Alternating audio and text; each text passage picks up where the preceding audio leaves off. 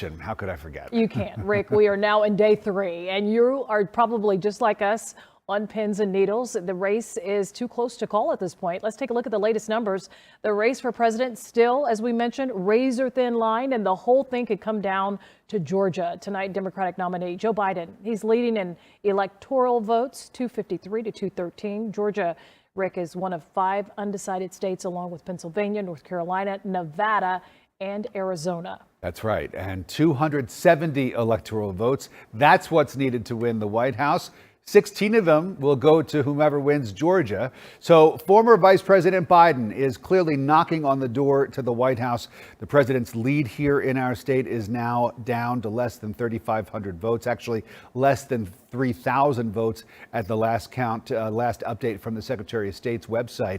And that number really has been steadily dropping all day long as poll workers count more and more of these ballots. Most of the ballots coming from Democratic strongholds like Atlanta and Savannah. Yeah, we've been monitoring those numbers, and from Georgia, that razor thin margin shows that the race is a toss-up, at least for now.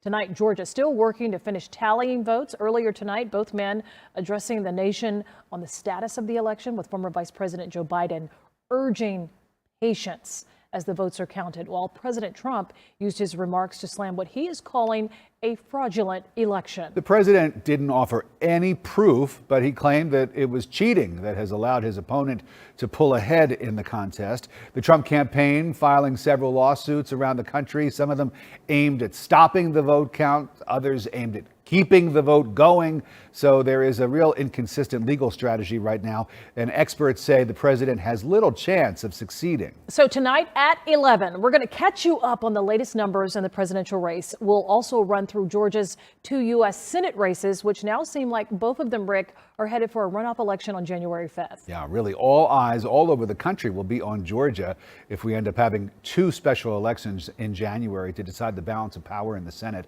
We'll also talk about President Trump's spiritual advisor, who's been making headlines, and not for the right reasons. It's gone viral, some video, so you won't want to miss it, or Atlanta's most accurate forecast from our chief meteorologist, Jennifer Valdez. We hope you can join us later for the CBS 46 News at 11. We'll see you there.